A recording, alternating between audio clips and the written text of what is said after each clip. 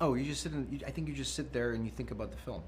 You just, as the script is being written, you think about it. You visualize it. I realized later on in life that I have synesthesia. I thought everybody had it.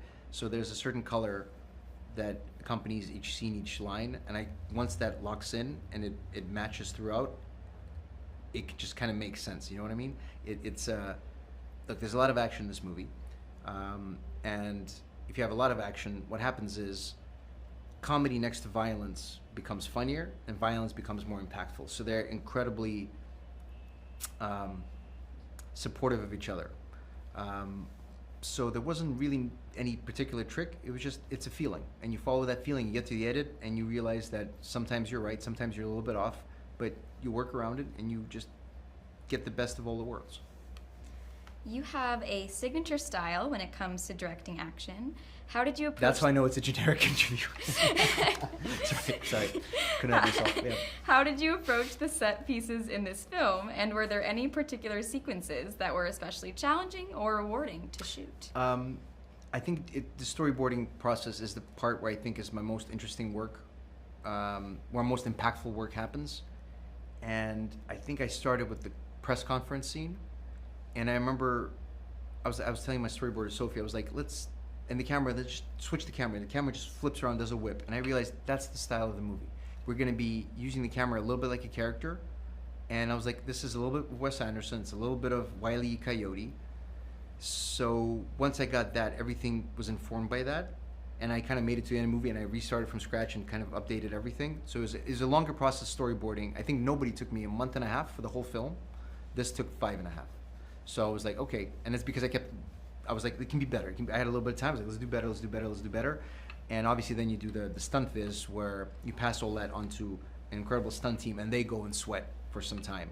And in fact, I think the Gopnik fight sequence, the Belarusian hoodlum fight, that was the hardest to get tonally, to make sure that it's punchy, but it's also funny, but it's not trying to be too slapsticky. That, oddly enough, out of all the biggest sequences, which were more complicated to do, that one was the hardest to figure out, to catch the tone perfectly. Wonderful. All right. What excited you most about telling this story, and how did you want to differentiate Heads of State from other films in the genre? That's a great question. Can you say it one more time, please? Yeah, absolutely.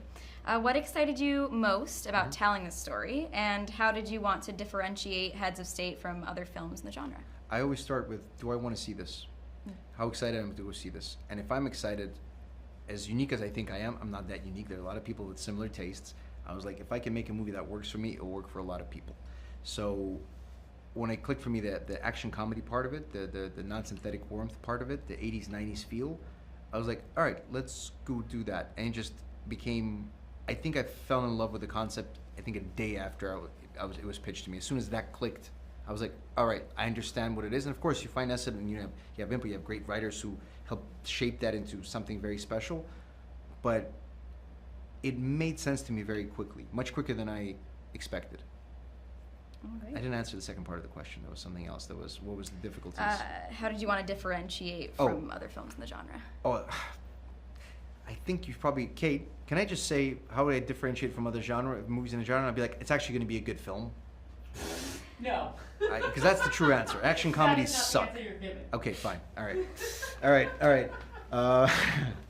I do believe that, earnestly. I know I'm patting myself on the back hard, but I do believe that. Okay.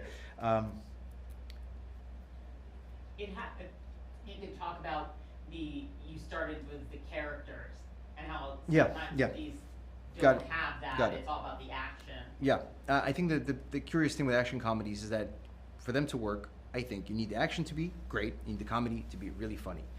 And it's difficult to get both.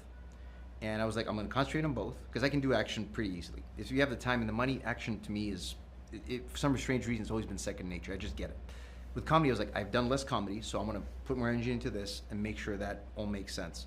And I think just the amount of work we all spent on this, and the amount of thought and love, true, and it was a labor of love, and I know everybody says that, and I do believe a lot of people do mean that, but there was a lot of people working this movie towards a very specific goal, a very specific tone, that there's a certain uniqueness to it in the sense that it's totally characters first, And and I thought to myself, all I got to get right is the characters. If I get the characters right, everything else is going to be great because the plot's there, the dangers are, the bad guys are there, the explosions, all of the fun stuff. Let me make sure that their chemistry is top notch, which is kind of easy with Idris and John. And obviously, Priyanka came in and did all her hard work, and she did it practically, and she put in a lot of, time in the gym and in the dojo. But there's all these pieces that I felt this was special enough and unique enough that with my approach and with the work of this fantastic cast and crew, this will be a special film. And then I think it is. We'll see what the audiences say. All right, that's all the time we have for the generic. Let's cut. Hey, thanks for watching. Don't forget to like and subscribe. ScreamingMovieNight.com